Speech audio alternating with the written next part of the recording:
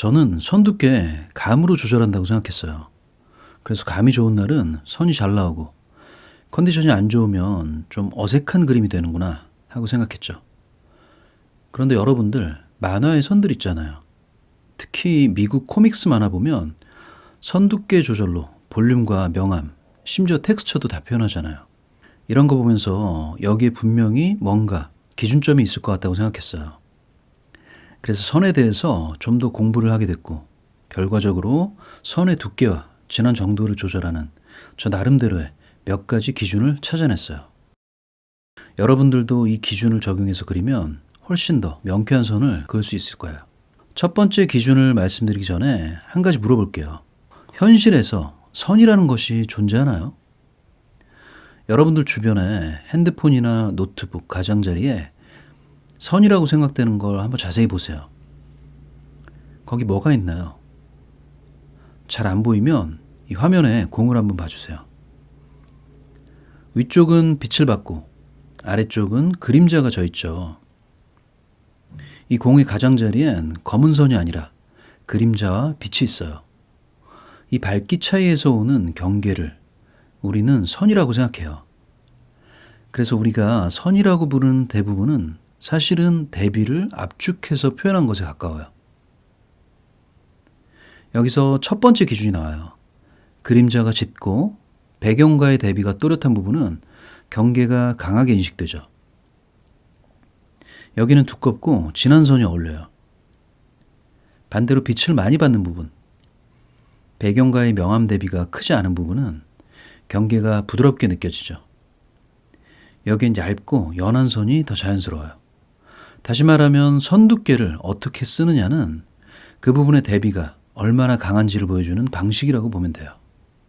두 번째 기준은 밀도예요. 머리카락을 예로 들어 볼게요. 뿌리 쪽은 밀도가 높고 형태가 또렷하죠. 머리카락 한 올 한 올은 가볍지만 이렇게 여러 가닥이 힘있게 모여있는 부분은 말 그대로 덩어리가 만들어져 있는 거죠. 이런 부분은 진하고 힘있는 선이 어울려요. 그런데 아래로 갈수록 밀도는 낮아지고 형태는 흐트러지고 또 모호해져요. 이런 곳엔 가볍고 연한 선이 더 자연스러워요. 그런데 머리카락은 이런 것들이 혼재되어 있는 경우가 많죠. 털이나 수풀, 나무 같은 것들 생각해보면 더 그렇게 느껴지실 거예요. 그래서 이런 부분들을 그릴 때는 큰 덩어리 위주로 먼저 표현을 하고 잔머리들을 천천히 추가하면서 그리면 좀 더 자연스럽게 그릴 수 있어요. 세 번째는 큰 윤곽선이에요. 모든 형태는 그 형태를 정의하는 큰 윤곽선이 있어요. 예를 들면 허벅지나 팔을 보면 거의 직선에 가까운 힘있는 윤곽이 존재하죠. 그런 선은 선명하고 진하게, 그리고 그 선에 연결돼 있거나 따라붙는 보조선들은 가볍게 처리하는 게 자연스러워요. 여기서 혹시 아니 선 두께는 왜 조절하지? 나는 샤프로 그리는데 두께는 그냥 일정하면 안 되나? 이런 생각 하실 수 있어요. 두께가 일정한 선은 어떻게 보면 깔끔해 보이죠. 하지만 일정한 두께가 길게 이어지면 그런 선들은 오히려 인위적으로 느껴질 수 있어요. 현실에서의 경계는 빛과 거리, 재질, 또 그림자에 따라 계속 변해요. 변화가 없는 경계는 오히려 비현실적으로 보이는 거죠. 그래서 우리가 그림을 그릴 때 선 두께의 차이를 두는 건 단순한 선택이 아니라 오히려 더 자연스럽게 보이게 만드는 강력한 방법인 거예요.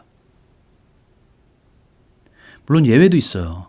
완전히 평면적인 그래픽 디자인, 또 의도적으로 단순화된 스타일에서는 선 두께를 일정하게 유지하는 게 더 적절할 수 있죠. 또 어떤 경우엔 선이 아니라 면의 명암이나 색 대비로 구조를 설명하는 편이 훨씬 더 효과적이에요. 자, 그러면 정리해 볼게요. 선의 두께를 조절하는 기준. 첫 번째, 그림자가 진하고 대비가 강한 곳은 두껍고 진하게, 빛을 받거나 대비가 약한 곳은 연하게. 두 번째, 밀도가 높은 곳은 진하고 힘있게, 밀도가 낮은 곳은 연하게. 세 번째, 형태를 정의하는 큰 윤곽선은 굵고 선명하게, 연결선과 보조선은 연하게. 선은 실제로 존재하지 않아요. 우리가 그리는 건 그 대비와 구조인 거죠. 선을 긋는다고 생각하지 말고 형태를 정의하는 도구라고 생각하고 사용해 보세요. 그러면 더 이상 감으로 선 두께를 조절하진 않게 될 거예요. 이번 영상이 도움이 되셨다면 좋아요와 구독 꼭 눌러주시고요. 저는 또 다른 영상으로 뵙도록 하겠습니다. 감사합니다.